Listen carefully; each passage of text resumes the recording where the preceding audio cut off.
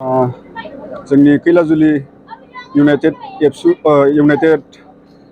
FC बे खेलाखौ जोङो गोबां बोसोरनिफ्रायनो नैबे लकेश्वर ब्रह्म गेजेर गोजौ फरायसालिनि प्लेग्राउन्डआव होनानै जोंनि कैलाजुलि हालामनि माखासे लाइमोनस्रि बिथांमोनखौ मोजां गेलेगिरि हिसाबै दिन्थिफुंनानै आरो जोङो गोजौआव दैथायहरनो थाखाय गोबां नाजादोंमोन। नाथाय माखासे जेंना जेंसिनि थाखायनो आरो जोंनि माखासे दैज्लां समनि प्लेग्राउन्डआ मोजां नङैनि थाखाय जोङो गोबां बोसोर बे खेलाखौ होनाय जायाखैमोन। दिनै जोङो बेबायदि थायोबा जोंनि लाइमोनस्रि बिथांमोना बा उन्दै फंबाय बिनानावमोना जोंनि जायगानिफ्राय मोजां गेलेगिरि हिसाबै ओंखारनो हानाय नङा। बेखौ साननानैनो जोङो खस्थ' खालामनानै जोङो बे खेलाखौ होनाय जादों। लोगोसे जों सानदों बे खेलाखौ होनाय लोगो लोगो जोंनि माखासे फरायसा फरायसुलिफ्राबो मोजां गेलेगिरि बिथांमोननि खेलाखौ गेलेनायखौ नुनानै थुलुंगा मोनदों। आरो लोगोसे फैबाय थानाय समफ्राव जोंबो जोंनि नैबे लकेश्वर ब्रह्म गेजेर गोजौ फरायसालिनि प्लेग्राउन्डनि अनगायैबो जोंनि हालामाव गुबुन फिल्डआव खेलाखौ होनानै जोंनि बर' हारिनि गेजेराव माखासे मोजां गेलेगिरि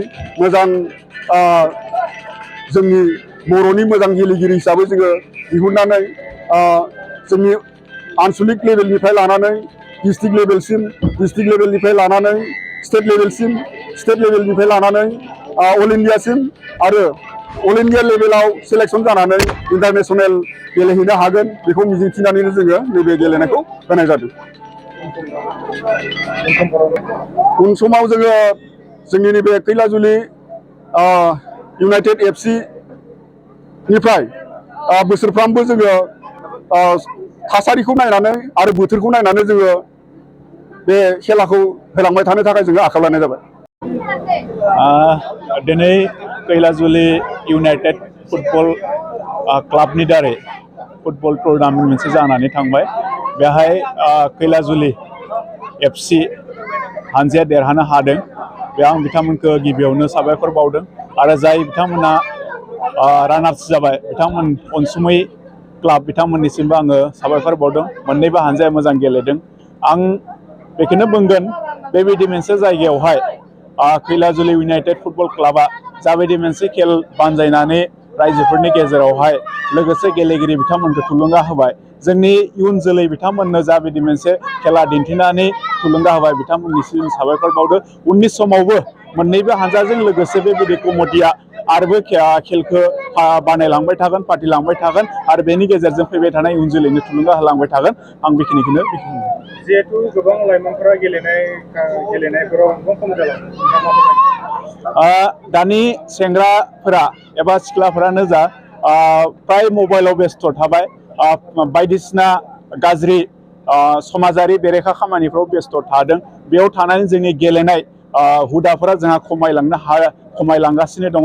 बेखौ लानानै जोङो बुंनो नागिरगोन जाय बिथांमोना दिनै गेलेनानै मोजां मोनो बिथांमोना आखायाव मबाइल लाना गेम गेलेबाय थायालासिनो फिल्डआव ओंखारबोनांगौ। आरो दिनैनि गेजेरावहाय फिल्डआव प्रेक्टिस खालामनायनि देरै गावनि जिउखौ सुंथानो हायो आरो बेजों गावनि न'खरखौ दालांनो हायो। बेखिनिखौनो आं खावलायगोन। बयबो ओरैनो थायालासिनो दुखान गलियाव थायालासिनो दालांफोराव फिल्डआवहाय ओरैनो जिरायबाय थायालासिनो फुटबलखौ आथिङाव लानानै प्रेक्टिस खालाम आरो बेजोंनो गावनि जिउखौ दालांनो हागोन। दिनै दङ खना खनला गोबां रोंगौथि गोनां जोंनियाव सेंग्रा सिख्लाफोर दंसै।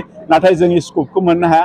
बेनि थाखाय जोङो गावआ ट्राइ खालामनांगोन आरो ओनसोलनि गोरों बिथांमोनाबो जोंनो जायगाखौ होनांगोन। बेबायदिनो फुटबलफोरखौ फाथिनांगोन। लोगोसे जोंनि क्लाबफोरा आरो जोंनि फुटबल टिमफोरा डिस्ट्रिक्ट लेभेलावहाय साब डिभिजन लेभेलाव जिथु लिग जायो A division, B division, C division बेबायदि डिभिजन गेलेनो लिग खेला गेलेनो थाखाय जों रेजिस्टार खालामना लानांगोन आरो बेनि दारैनो गावखौ सिनायथि होनांगोन।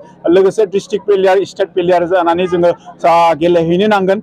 लोगोसेनो जोङो गिदिर गिदिर क्लाबफोरा जेरैबायदि जोङो ट्रायल होयो बे ट्रायफेलाव जेनेबा गावआ बाहागो लाहैनायनि गेजेरजों जोङो जाय गेलेगिरिफ्रा गोरों बिथांमोना जायगाखौ मोननो हागोन।